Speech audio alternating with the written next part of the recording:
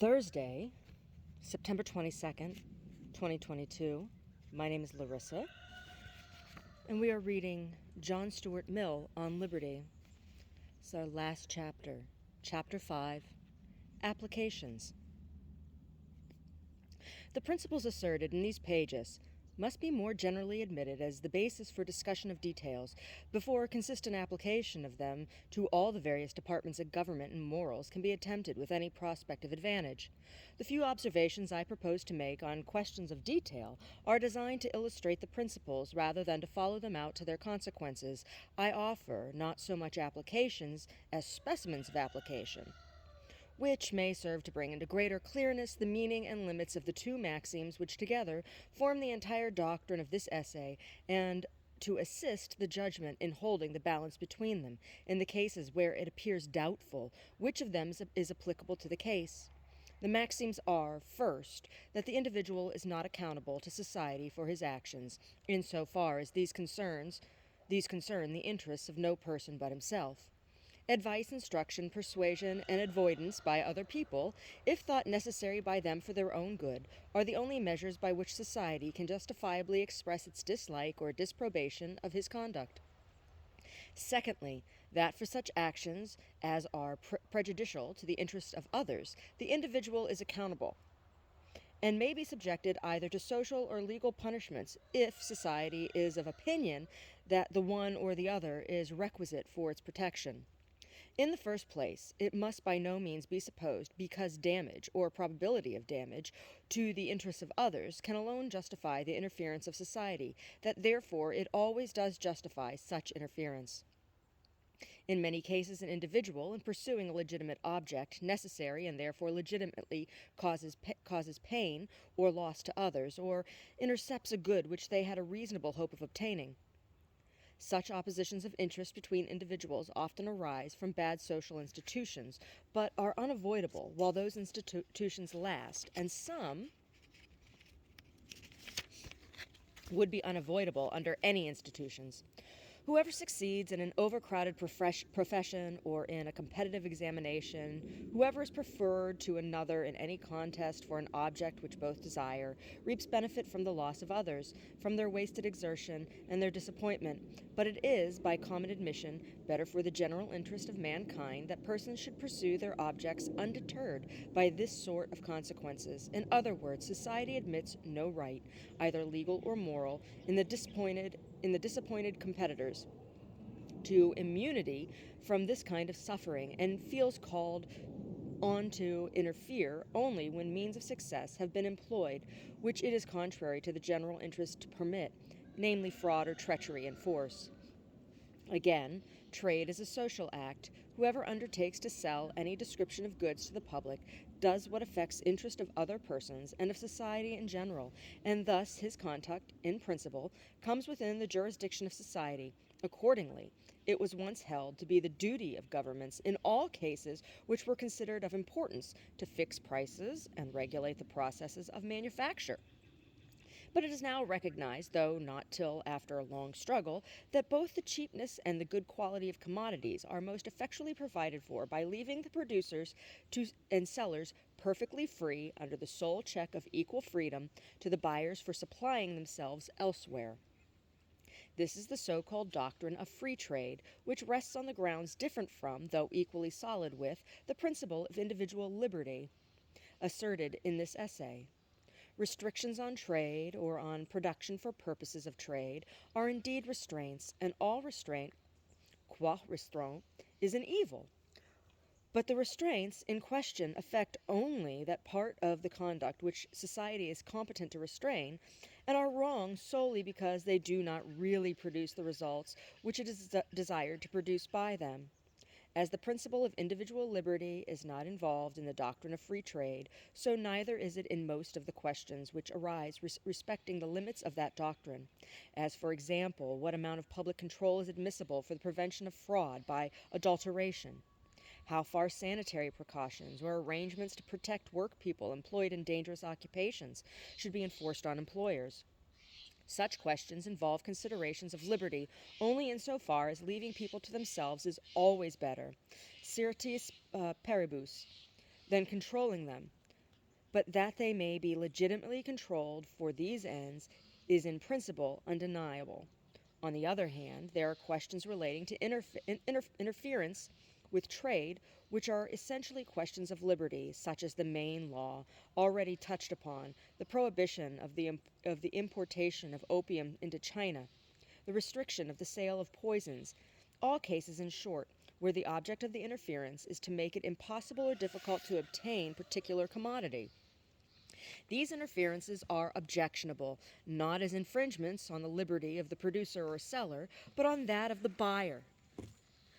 Of these examples, that of the sale of poisons opens a new question: the proper limits of what may be called the functions of police, how far liberty may legitimately be invaded for the prevention of crime or of accident.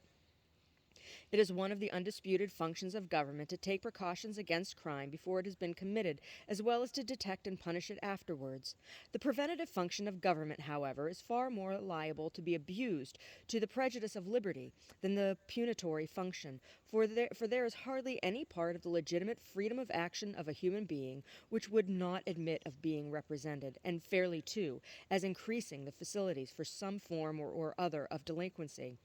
Nevertheless, if a public authority or even a private person sees anyone evidently preparing to commit a crime, they are not bound to look on inactive until the crime is committed, but may interfere to prevent it. If poisons were never bought or used for any purpose except the commission of murder, it would be right to prohibit their manufacture and sale. They may, however, be wanted not only for innocent but for useful purposes, and restrictions cannot be imposed in the one case without operating in the other. Again, it is a proper office of public authority to guard against accidents. If either a public officer or anyone else saw a person attempting to cross a bridge which had been ascertained to be unsafe, and there were no time to warn him of his danger, they might seize him and turn him back without any real infringement of his liberty. For liberty consists in doing what one desires, and he does not desire to fall into the river. Nevertheless, when there is not a certainty, but only a danger of mischief, no one but the person himself can judge of the sufficiency of the motive which may prompt him to incur the risk. In this case, therefore, unless he is a child or delirious or in some state of excitement or absorption incompatible with the full use of reflecting faculty, he ought, I conceive, to be only warned of the danger, not forcibly prevented from exposing himself to it. Similar considerations applied to such a question as the sale of poisons may enable us to decide which among the possible modes of regulation are or are not contrary to principle. Such a precaution, for example, as that of labeling the drug with some word expressive of its dangerous character, may be enforced without violation of liberty. The buyer cannot wish not to know that the thing he possesses has poisonous qualities, but to require in all cases the certificate of a medical practitioner would make it sometimes impossible, always expensive, to obtain the article for legitimate uses. The only mode apparent to me in which difficulties may be thrown in the way of crime committed through this means, without any infringement worth taking into account upon the liberty of those who desire the poisonous substance for other purposes, consists in providing what, in the apt language of Bentham, is called pre-appointed evidence.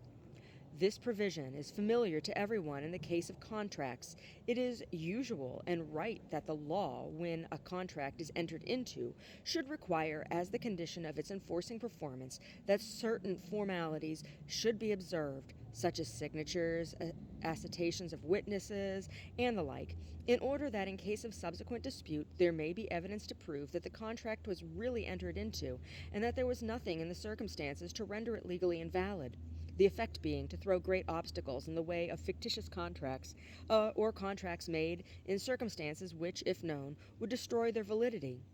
Precautions of a similar nature might be enforced in the sale of articles adapted to be instruments of crime. The seller, for example, might be required to enter in a register the exact time of the transaction, the name and the address of the buyer, the precise quality and quantity sold, to ask the purpose for which it was wanted, and record the answer he received. When there was no medical prescription, the presence of some third person might be required to bring home the fact to the purchaser, in case there should afterwards be reason to believe that the article had been applied to criminal purposes. Such regulations would in general be no material impediment to obtaining the article, but a very considerable one to making an improper use of it without detection. The right inherent in society to ward off crimes against itself by antecedent precautions suggests the obvious limitations to the maxim that purely self-regarding misconduct cannot properly be meddled with in the way of prevention or punishment. Drunkenness, for example, in ordinary cases, is not a fit subject for legislative interference, but I should deem it perfectly legitimate that a person who had once been convicted of any act of violence to others under the influence of drink should be placed under a special legal restriction personal to himself, that if he were afterwards found drunk, he should be liable to a penalty, and that if when in that state he committed another offense, the punishment to which he would be liable for that other offense should be increased in severity. The making himself drunk, in a person whom drunkenness excites to do harm to others, is a crime against others. So again, idleness, except in a person receiving support from the public, or except when it constitutes a breach of contract, cannot, without tyranny, be made a subject of legal punishment. But if either from idleness or from any other avoidable cause, a man fails to perform his legal duties to others, as, for instance, to support his children, it is no tyranny to force him to fulfill that obligation by compulsory labor if no other means are available.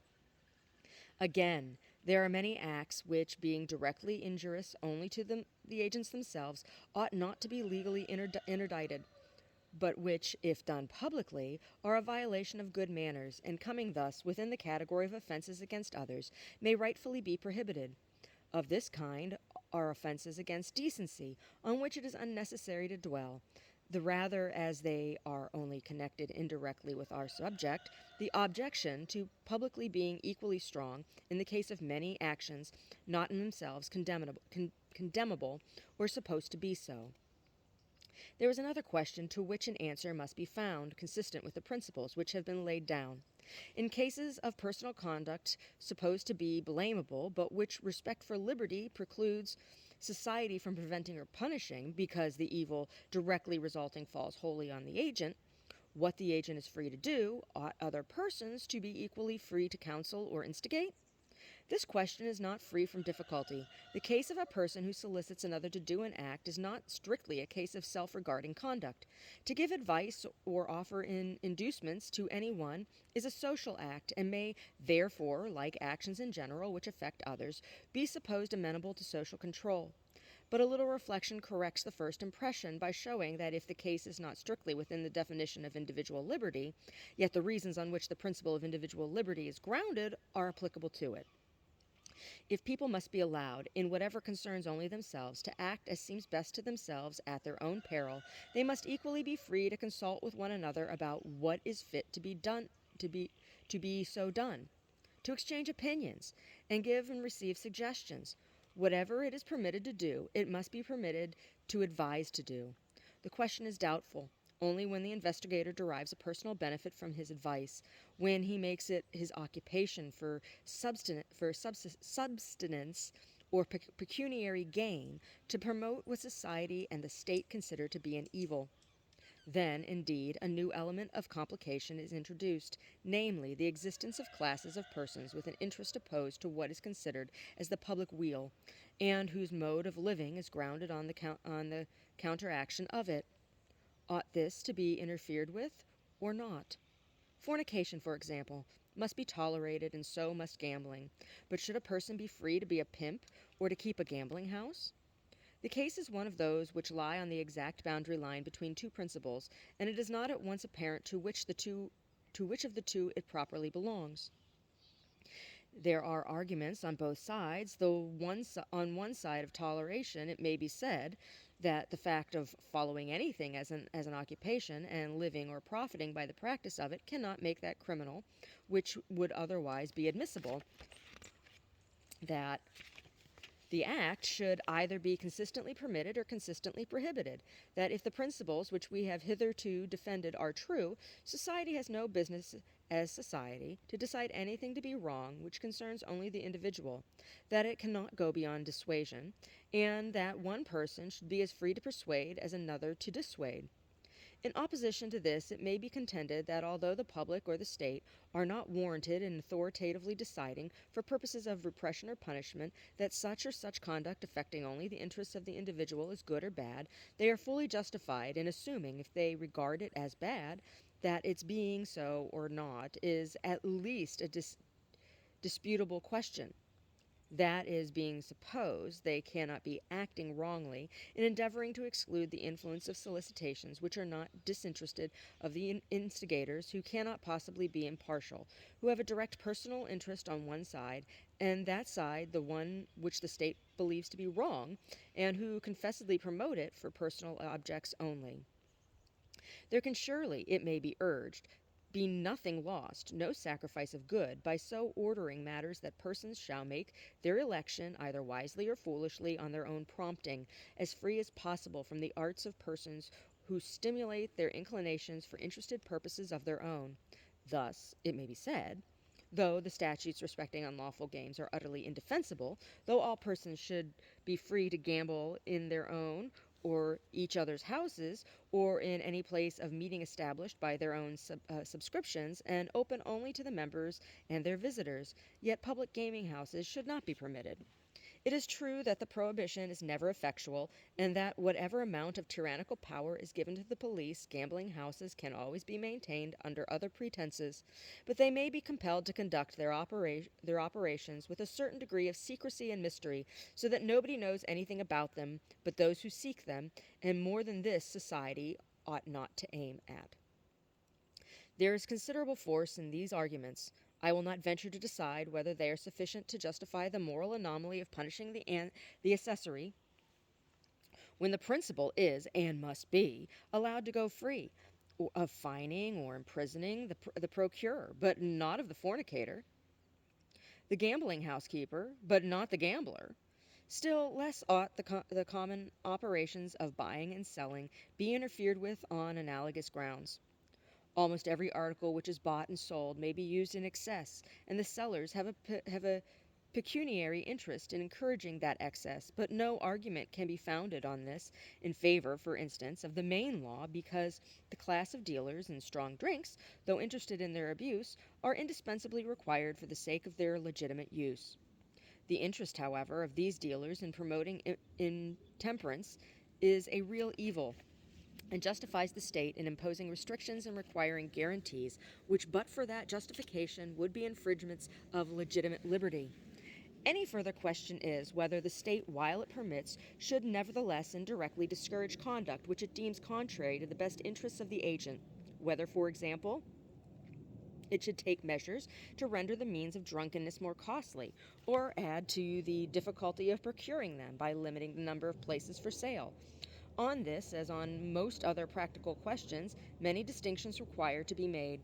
To tax stimulants for the sole purpose of making them more difficult to be obtained is a measure differing only in degree from their entire prohibition, and would be justifiable only if that were justifiable.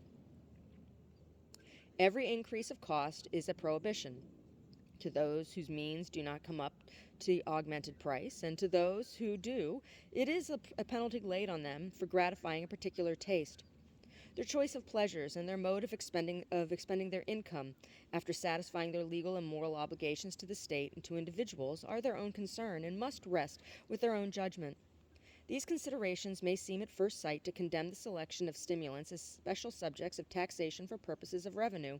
but it must be remembered that taxation for fiscal purposes is absolutely inevitable, that in most countries it is necessary that a considerable part of that taxation should be indirect, that the state, therefore, cannot help imposing penalties which to some persons may be prohibitory on the use of some articles of consumption. It is hence the duty of the state to consider, in the imposition of taxes, what commodities the consumers can best spare, and a fortiori to select in preference those of which it deems the use, beyond a very moderate quantity, to be positively injurious. Taxation, therefore, of stimulants up to the point which produces the largest amount of revenue, supposing that the state needs all the revenue which it yields, is not only admissible, but to be approved of. The question making the sale of these commodities a more or less exclusive privilege must be answered differently, according to the purposes to which the restriction is intended to be subservient. All places of public resort require the restraint of a police, and places of this kind peculiarly because offenses against society are especially apt to originate there. It is therefore fit to confine the power of selling these commodities, at least for the consumption on the spot, to persons of known or vouched for respectability of conduct, to make such regulations respecting hours of opening and closing as may be requisite for public surveillance, and to withdraw the license if breaches of the peace repeatedly take place through the conveyance of incapacity of the keeper of the house, or if it becomes a rendezvous for concocting and preparing offenses against the law. Any further restriction I do not conceive to be, in principle, justifiable. The limitation in number, for instance, of beer and spirit houses, for the express purpose of rendering them more difficult to access and diminishing the occasions of temptation, not only exposes all to an inconvenience, because there are some by whom the facility would be abused, but it is suited only to a state of society in which the laboring classes are avowed treated as children or savages, and placed under an education of restraint to fit them for future admission to the privileges of freedom. This is not the principle on which the laboring classes are professedly governed in any free country, and no person who sets due value on freedom will give his adhesion to their being so governed, unless after all efforts have been exhausted to educate them for freedom and govern them as free men. And it has been definitively proved that they can only be governed as children. The bare statement of the alternative shows the absurdity of supposing that such efforts have been made in any case which needs to be considered here. It is only because the institutions of this country are a mass of inconsistencies that things find admittance into our practice which belong to the system of despotic, or what is called paternal, government, while the general freedom of our institutions precludes the exercise of the amount of control necessary to render the restraint of any real efficacy as a moral education. It was pointed out in an early part of this essay that the liberty of the individual in things wherein the individual is alone concerned implies a corresponding liberty in any number of individuals to regulate by mutual agreement such things as regard them jointly and regard no persons but themselves. This question presents no difficulty so long as the will of all persons implicated remains unaltered, but since that will may change, it is often necessary, even in things in which they alone are concerned, that they should enter into engagements with one another, and when they do, it is fit, as a general rule, that those engagements should be kept. Yet in the laws, probably of every country, this general rule has some exceptions. Not only persons are not held to engagements which violate the rights of third parties, but it is sometimes considered a sufficient reason for releasing them from an engagement that it is injurious to themselves. In this and most other civilized countries, for example, an engagement by which a person should sell himself or allow himself to be sold as a slave would be null and void, neither enforced by law nor by opinion. The ground for thus limiting his power of voluntary disposing of his own lot in life is apparent and is very clearly seen in this extreme case. The reason for not interfering, unless for the sake of others, with a person's voluntary acts is consideration for his liberty. His voluntary choice is evidence that what he so chooses is desirable, or at the least endurable to him, and his good is on the whole best provided for by allowing him to take his own means of pursuing it. But by selling himself for a slave, he abdicates his liberty. He foregoes any future use of it beyond that single act. He therefore defeats in his own case the very purpose which is the justification of allowing him to dispose of himself. He is no longer free, but is henceforth in a position which has no longer the presumption in its favor that would be afforded by his voluntarily remaining in it. The principle of freedom cannot require that he should be free not to be free. It is not freedom to be allowed to alienate his freedom. These reasons, the force of which is so conspicuous in this peculiar case, are evidently of far wider application, yet a limit is everywhere set to them by the necessities of life, which continually require, not indeed that we should resign our freedom, but that we should consent to this and the other limitation of it. The principle, however, which demands uncontrolled freedom of action in all that concerns only the agents themselves, requires that those who have become bound to one another in things which concern no third party should be able to release one another from the engagement, and even without such voluntary release, there are perhaps no contracts or engagements except those that relate to money or money's worth, of which one can venture to say that there ought to be no liberty whatever of retraction. Baron Wilhelm von Humboldt, in the excellent essay from which I have already quoted, states it as his conviction that engagements which involve personal relations or services should never be legally binding beyond a limited duration of time, and that the most important of these engagements, marriage, having the peculiarity that its objects are frustrated unless the feelings of both the parties are in harmony with it, should require nothing more than the declared will of either party to dissolve it. This subject is too important and too complicated to be discussed in a parenthesis, and I touch on it only so far as is necessary for purposes of illustration. If the conscience, if the conciseness and generality of Baron Humboldt's dissertation had not obliged him in this instance to content himself with enunciating his conclusion without discussing the premises, he would doubtless have recognized that the question cannot be decided on grounds so simple as those to which he confines himself. When a person, either by express promise or by conduct, has encouraged another to rely upon his continuing to act in a certain way, to build expectations and calculations, and stake any part of his plan of life upon that supposition, a new series of moral obligations arises on his part towards that person, which may possibly be overruled but cannot be ignored. Again, if the relation between the two contracting parties has been followed by consequences to others, if it has placed third parties in any peculiar position, or, as in the case of marriage, has even called third parties into existence, obligations arise on the part of both the contracting parties towards those third persons, the fulfillment of which, or at all events, the mode of fulfillment, must be greatly affected by the continuance or disruption of the relation between the original parties of the contract. It does not follow, nor can I admit, that these obligations extend to requiring the fulfillment of the contract at all costs to the happiness of the reluctant party. But they are a necessary element in the question, and even if, as von Humboldt maintains, they ought to make no difference in the legal freedom of the parties to release themselves from the engagement, and I also hold that they ought not to make much difference,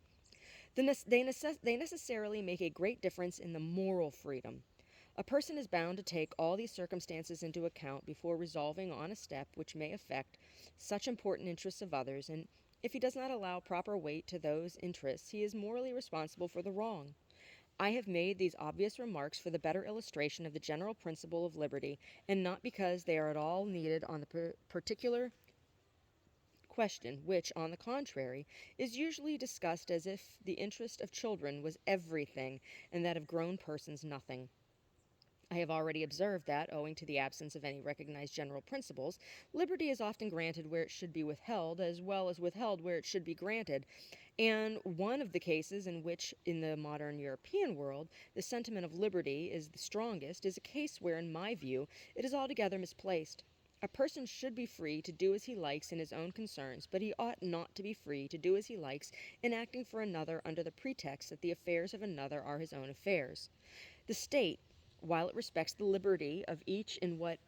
specially regards himself, is bound to maintain a vigilant control over his exercise of any power which it allows him to possess over others. This obligation is almost entirely disregarded in the case of the family relations, a case, in its direct influence on human happiness, more important than all the others taken together.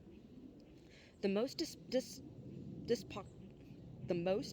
despotic power of husbands over wives needs not be enlarged upon here, because nothing more is needed for the complete removal of the evil than that wives should have the same rights and should receive the protection of law in the same manner as all other persons, and because, on this subject, the defenders of established injustice do not avail themselves to the plea of liberty, but stand forth openly as the champions of power. It is in the case of children that misapplied notions of liberty are a real obstacle to the fulfillment by the state of its duties. One would almost think that a man's children were supposed to be literally and not metaphorically, a part of himself. So jealous is the opinion of the smallest interference of law with his absolute and exclusive control over them. More jealous than of almost any interference with his own freedom of action. So much less do the generality of mankind value liberty than power. Consider, for example, the case of education. It is not almost a self-evident axiom that the state should require and compel the education up to a certain standard of every human being who is born its citizen? Yet who is there that is not afraid to recognize and assert his truth? Hardly anyone, indeed, will deny that it is one of the most sacred duties of the parents, or, as law and usage now stand, the father, after summoning a human being into the world, to give to that being an education fitting him to perform his part well in life towards others and towards himself. But while this is unanimously declared to be the father's duty, scarcely anybody in this country will bear to hear of obliging him to perform it. Instead of his being required to make any exertion or sacrifice for securing education to the child, it is left to his choice to accept it or not when it is provided gratis. It still remains unrecognized that to bring a child into existence without fair prospect of being able not only to provide food for its body, but instruction and training for its mind, is a moral crime, both against the unfortunate offspring and against society, and that if the parent does not fulfill this obligation, the state ought to see it fulfilled at the charge, as far as possible, of the parent. Were the duty of enforcing universal education once admitted, there would be an end to the difficulties about what the state should teach and how it should teach, which now convert the subject into a mere battlefield for sects and parties, causing the time and labor which should have been spent in educating to be wasted in quarreling about education. If the government would make up its mind to require for every child a good education, it might save itself the trouble of providing one. It might leave to parents to obtain the education where and how they pleased, and content itself with the helping to pay the school fees of the poorer classes of children and defraying the entire school expenses of those who have no one else to pay for them. The objections which are urged with reason against state education do not apply to the enforcement of education by the state, but to the state's taking upon itself to direct that education, which is totally a different thing. That whole or any large part of the education of the people should be in the state hands. I go as far as anyone in deprecating all that has been said of the importance of individuality of character and diversity in opinions. The modes of conduct involves as the same unspeakable importance diversity of education. A general state education is a mere contrivance for molding people to be exactly like one another, and as the mold in which it casts them is that which pleases the predominant power in the government, whether this be a monarch, a priesthood, an aristocracy, or the majority of the existing generation, in proportion as it is efficient and successful, it establishes a despotism over the mind, leading by natural tendency to one over the body. An education established and controlled by the state should only exist, if it exists at all, as one among many competing experiments carried on for the purpose of example and stimulus to keep the others up to a certain standard of excellence. Unless indeed the society in general is in so backward a state that it could not or would not provide for itself any proper institutions of education, unless the government undertook the task, then indeed the government may, as the less of the two great evils, take upon itself the business of schools and universities, as it may that of joint stock companies, when private enterprises, in a shape fitted for undertaking great works of industry, does not exist in the country. But in general, if the country contains a sufficient number of persons qualified to provide education under government auspices, the same persons would be able and willing to give an equally good education on the voluntary principle under the assurance of remuneration afforded by the law rendering education compulsory, combined with the state aid to those unable to defray the expense. The instrument for enforcing the law could be no other than public examinations, extending to all children and beginning at an early age. An age might be fixed at which every child must be examined to ascertain if he or she is able to read. If a child proves unable, the father, unless he has some sufficient ground of excuse, might be subjected to a moderate fine to be worked out, if necessary, by his labor, and the child might be put to school at his expense. Once in every year, the examination should be renewed with a gradually extending range of subjects so as to make the universal acquisition and, what is more, retention of a certain minimum general knowledge virtually compulsory. Beyond that minimum, there should be voluntary examinations on all subjects, at which all who come up to a certain standard of proficiency might claim a certificate. To prevent the state from exercising through these arrangements an improper influence over opinions, the knowledge required for passing an examination, beyond the merely instrumental parts of knowledge, such as languages and their use, should even in the higher class of examinations be confined to facts and positive science exclusively. The examinations on religion, politics, or other disputed topics should not turn on the truth or falsehood of opinions, but on the matter of fact that such and such an opinion is held on such grounds by such authors or schools or churches. Under this system, the rising generation would be no worse off in the regard to all disputed truths than they are at present. They would be brought up either churchmen or dissenters as they now are, the state merely taking care that they should be instructed churchmen or instructed dissenters. There would be nothing to hinder them from being taught religion, if the parents chose, at the same schools where they were taught other things. All attempts by the state to bias the conclusions of its citizens on disputed subjects are evil, but it may very properly offer to ascertain and certify that a person possesses the knowledge requisite to make his conclusions on any given subject worth attending to. A student of philosophy would be the better for being able to stand an examination both on Locke and in Kant, whichever of the two he takes up with, or even if with neither, and there is no reasonable objection to examining an atheist in the evidence of Christianity, provided he is not required to profess a belief in them. The examinations, however, in the higher branches of knowledge should, I conceive, be entirely voluntary. It would be giving too dangerous a power to governments were they allowed to exclude anyone from professions, even from the profession of teacher, for alleged deficiency of qualifications, and I think, with Wilhelm von Humboldt, that degrees or other public certificates of scientific or professional acquirements should be given to all who present themselves for examination and stand the test, but that such certificates should confer no advantage over competitors other than the weight which may be attached to their testimony by public opinion.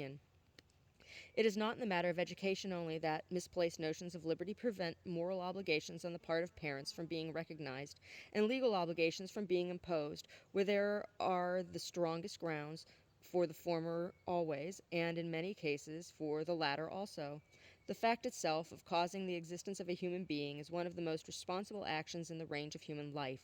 To undertake this responsibility to bestow a life which may be either a curse or a blessing, unless the being on whom it is to be bestowed will have at least the ordinary chances of a desirable existence, is a crime against that being, and in a country either overpeopled or threatened with being so, to produce children beyond a very small number, with the effect of reducing the reward of labor by their competition, is a serious offense against all who live by the remuneration of their labor. The laws which, in many countries on the continent, forbid marriage unless parties can show that they have the means of supporting a family, do not exceed the legitimate powers of the state, and where such laws be expedient, the legitimate powers of the state, and whether such laws be expedient or not, a question mainly dependent on local circumstances and feelings, they are not objectionable as violations of liberty. Such laws are interferences of the state to prohibit a mischievous act, an act injurious to others, which ought to be subject of reprobation and social stigma, even when it is not deemed expedient to superadd legal punishment. Yet the current ideas of liberty, which bend so easily to real infringements of the freedom of the individual in things which concern only himself, would repel the attempt to put any restraint upon his inclinations when the consequence of their indulgence is a life or lives of wretchedness and depravity to the offspring, with manifold evils to those sufficiently within reach to be in any way affected by their actions. When we compare the strange respect of mankind for liberty with their strange want of respect for it, we might imagine that a man had an indispensable right to do harm to others, and no right at all to please himself without giving pain to anyone. I have reserved for the last place a large class of questions respecting the limits of government interference, which, though closely connected with the subject of this essay do not, in strictness, belong to it. There are cases in which the reasons against interference do not turn upon the principle of liberty. The question is not about restraining the actions of the individuals, but about helping them. It is asked whether the government should do so, or cause to be done, something for their benefit, instead of leaving it to be done by themselves, individually or in voluntary combination. The objections to government interference, when it is not such as to involve infringement of liberty, may be of three kinds. First, when the thing to be done is likely to be better done by individuals than by the government. Speaking generally, there is no one so fit to conduct any business or to determine how or by whom it shall be conducted as those who are personally interested in it. This principle condemns the interferences once so common of the legislature or the offices of government with the ordinary processes of industry. But this part of the subject has been sufficiently enlarged upon by political economists and is not particularly related to the principles of this essay. The second objection is more nearly allied to our subject. In many cases, though individuals may not do the particular thing so well, on the average, as the officers of government, it is nevertheless desirable that it should be done by them rather than by the government as a means to their own mental education, a mode of strengthening their active faculties, exercising their judgment, and giving them a familiar knowledge of the subjects with which they are thus left to deal. This is a principle, though not the sole recommendation of jury trial in cases of not political, of free and popular local and municipal institutions, of the conduct of industrial and philanthropic enterprises by voluntary associations. There are not questions of liberty, and are connected with the subject only by remote tendencies, but they are questions of development. It belongs to a different occasion from the present to dwell on these things as part of national education, as being in truth the peculiar training of a citizen, the practical part of the political education of a free people, taking them out of the narrow circle of personal and family selfishness, and accustoming them to the comprehension of joint interests, the management of joint concerns, habituating them to the act from public or semi-public motives, and guide their conduct by aims which unite instead of isolating them from one another. Without these habits and powers, a free constitution can neither be worked nor preserved, as is exemplified by the too often transitory nature of political freedom in counties where it does not rest upon sufficient bias of local liberties. The management of purely local business by the localities, and of the great enterprises of industry by the union of those who voluntarily supply the pecuniary means, is further recommended by all the advantages which have been set forth in this essay as belonging to individuality of development and diversity of modes of action. Government operations tend to be everywhere alike, with individuals and voluntary associations. On the contrary, there are varied experiments and the endless diversity of experience. What the state can usefully do is to make itself a central depository and an active circulator and diffuser of the experience resulting from many trials. Its business is to enable each experimentalist to benefit by the experiments of others, instead of tolerating no experiments but its own. The third and most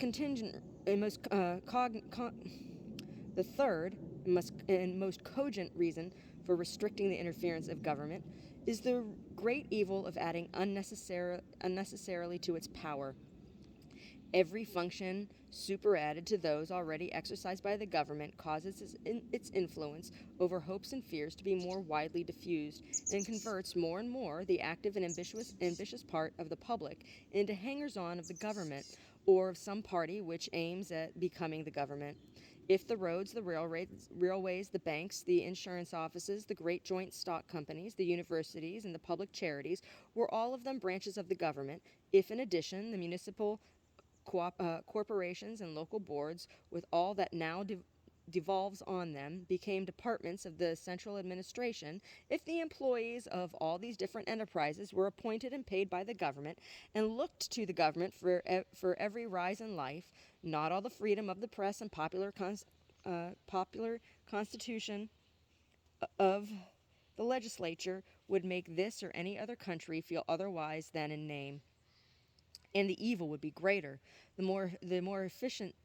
the more efficiently and scientifically the administrative machinery was constructed, the more skillful the arrangements for obtaining the best qualified hands and heads with which to work it. In England, it has of late been proposed that all the members of the civil service of government should be selected by competitive examination to obtain for those employments the most intelligent and instructed persons procurable, and much has been said and written for and against this proposal. One of the arguments most insisted on by its opponents is that the occupation of a permanent official servant of the state does not hold out sufficient prospects of emolument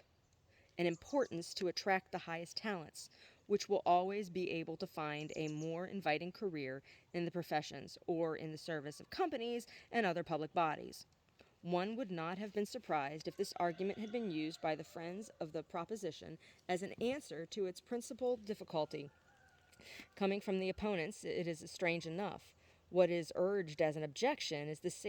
safety valve of the proposed system. If indeed all the high talent of the country could be drawn into the service of the government, a proposal tending to bring about that result might well inspire uneasiness. If every part of business of society which required organized concert or large and comprehensive views were in the hands of the government, and if the government offices were universally filled by the ablest men, all the enlarged culture and practiced intelligence in the country, except the purely speculative, would be concentrated in a numerous bureaucracy, to whom alone the rest of the community would look for all things, the multitude for direction and dictation, and all they had to do, the able and aspiring for personal advancement, to be admitted into the ranks of this bureaucracy, and when admitted to rise therein, would be the sole objections of ambition. Under this regime, not only is the outside public ill qualified for want of practical experience to criticize or check the mode of operation of the bureaucracy, but even if the accidents of despotic or the natural working of popular institutions occasionally rise to the summit, a ruler or rulers of reforming inclinations, no reform can be effected which is contrary to the interest of the bureaucracy. Such is the melancholy condition of the Russian Empire, as is shown in the accounts of those who have had sufficient opportunity of observation. The Tsar himself is powerless against the bureaucratic body. He can send any one of them to Siberia, but he cannot govern without them or against their will. On every decree of his, they have a tacit veto by merely refraining from carrying it into effect. The countries of more advanced civilization and of more insurrectionary spirit public, accustomed to expect everything to be done for them by the state, or at least to do nothing for themselves without asking from the state not only leave to do it, but even how it is to be done, naturally hold the state responsible for all evil which befalls them, and when the evil exceeds their amount of patience, they rise against the government and make what is called a revolution, whereupon somebody else, with or without legitimate authority from the nation, vaults into the seat, issues his orders to the bureaucracy, and everything goes on much as it did before. But bureaucracy being unchanged, and nobody else being capable of taking their place. A very different spectacle is exhibited among people accustomed to transact their own business. In France, a large part of the people, having been engaged in military service, many of whom have held at least the rank of non-commissioned officers, there are in every popular insurrection several persons competent to take the lead and improvise some tolerable plan of action. What the French are in military affairs, the Americans are in every kind of civil business. Let them be left without a government, everybody of Americans is able to improvise one and to carry on that or any other public business with a sufficient amount of intelligence, order, and decision. Oh my, how times change. This is what every free people ought to be, and a people capable of this is certain to be free. It will never let itself be enslaved by any man or body of men, because these are able to seize and pull the reins of the central administration. No bureaucracy can hope to make such a people as this do or undergo anything that they do not like. But where everything is done through the bureaucracy, nothing to which the bureaucracy is really adverse can be done at all. The constitution of such countries is an organization of the experience and practical ability of the nation into a disciplined body for the purpose of governing the rest. And the more perfect that organization is in itself, the more successful in drawing to itself the education for itself, the persons of greatest capacity from all ranks of the community, the more complete is the bondage of all, the members of the bureaucracy included, for the governors are as much the slaves of their organizations and discipline as the governed are of the governors. A Chinese mandarin is as much the tool and creature of a despotism as the humblest cultivator. An individual Jesuit is to the utmost degree of abasement the slave of his order, though the order of itself exists for the collective power and importance of its members. It is not also to be forgotten that the absorption of all the principal ability of the country into the governing body is fatal sooner or later to the mental activity and progressiveness of the body itself. Banded together as they are, working a system which, like all systems, necessarily proceeds in a great measure by fixed rules, the official body are under the constant temptation of sinking into idolent routine, or, if they now and then desert that mill horse round, of rushing into some half-examined crudity which has struck the fancy of some leading member of the corps, and the sole check to these closely allied, though seemingly opposite tendencies, the only stimulus which can keep the ability of the body itself up to a high standard is liable to the watchful criticism of equal ability outside the body. It is indispensable, therefore, that the means should exist independently of the government, of forming such ability and furnishing it with the opportunities and experience necessary for a correct judgment of great practical affairs. If we would possess permanently a skillful and efficient body of functionaries, above all, a body able to originate and willing to adopt improvements, if we would not have our bureaucracy degenerate into a pedantocracy, this body must not engross all the occupations which form and cultivate the faculties required for the government of mankind. To determine the point at which evils so formidable to human freedom and advancement begin, or rather at which they begin to predominate over benefits attending the collective applications of the force of society under its recognized chiefs for the removal of the obstacles which stand in the way of its well-being, to secure as much of the advantages of centralized power and intelligence as can be had without turning into governmental channels too great a proportion of the general activity, is one of the most difficult and complicated questions in the art of government. It is, in a great measure, a question of detail in which many and various considerations must be kept in view, and no absolute rule can be laid down. But I believe that the practical principle in which safety resides, the ideal to be kept in view, the standard by which to test all arrangements and tend for overcoming the difficulty, may be conveyed in these words: the greatest dissemination of power consistent with efficiency, but the greatest possible centralization of information and diffusion of its form the center. Thus, in municipal administration, there would be, as in the New England states, a very minute division among separate officers chosen by the localities of all businesses, which is not better left to the persons directly interested, but besides it, there would be in each department of local affairs a central superintendence forming a branch of the general government. The organ of this superintendence would concentrate, as in a focus, the variety of information and experience derived from the conduct of that branch of public business in all the localities, from everything analogous which is done in foreign countries, and from the general principles of political science. This central organ should have a right to know all that is done, and its special duty should be that of making the knowledge acquired in one place available for others. Emancipated from the petty prejudices and narrow views of a locality by its elevated position and comprehensive sphere of observation, its advice would naturally carry much authority, but its actual power as a permanent institution should, I conceive, be limited to compelling the local officers to obey laws laid down for their guidance.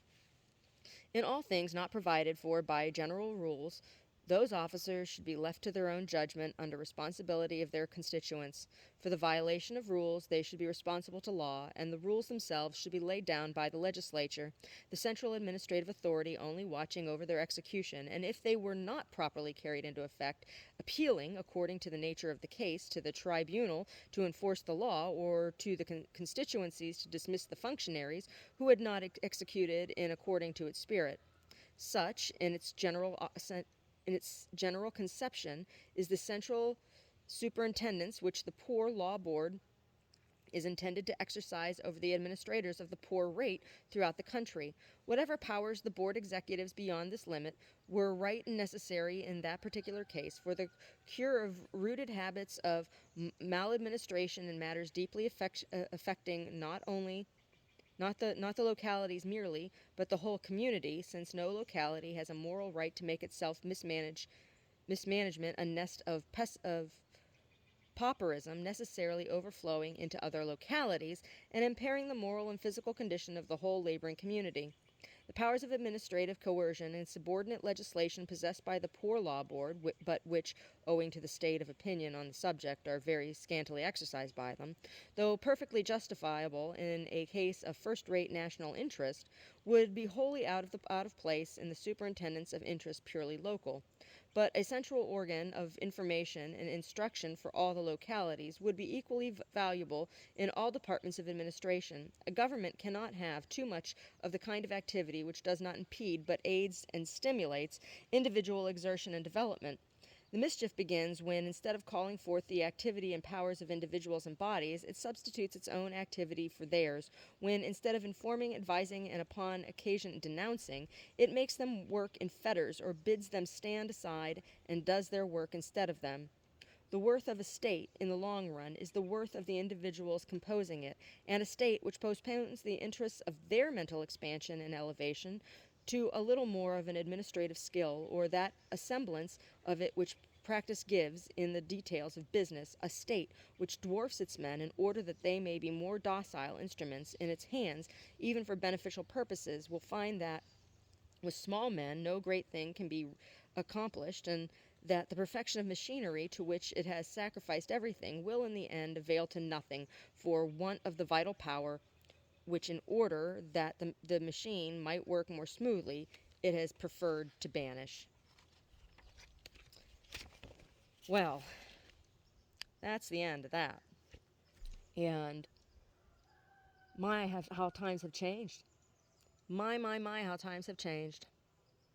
I would say that there are very few American citizens who have enough education and understanding of our governmental system that we would be able to carry on should our government be disbanded by force. And we are at great peril of despotism because of the greed and the lies of politicians in all parties and in all offices in all states of this country.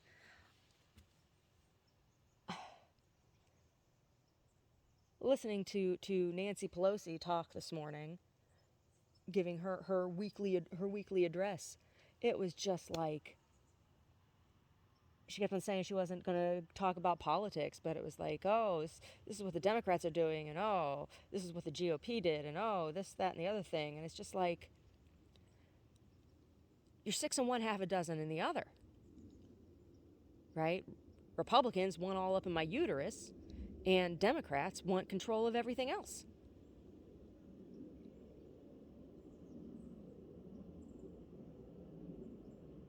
And the issue in Ukraine was in large part instigated by the United States, by the Obama administration. It's all just so hard to take anybody seriously. And we are all, on a very human level, in great peril, particularly by the issues in Ukraine right now because of those nuclear power plants. And oh, great supporter of solar, Germany, buying electricity generated by Ukrainian nuclear power plants, right? In the midst of a Ukrainian war. And what are we going to do here in the United States? We're gonna bank on solar. Why don't we ask those Venezuelans that went out that had a little vacation out to Martha's Vineyard? Why don't we ask those Venezuelans about how solar impacted their country and why they're leaving? It's just all really, really unbelievable. Anyway, I hope you enjoyed listening to On Liberty by John Stuart Mill. And I don't know. We'll see what book I'm going to read next. I don't know. I don't know if it's going to be Constellation of Philosophy or something else. We'll see.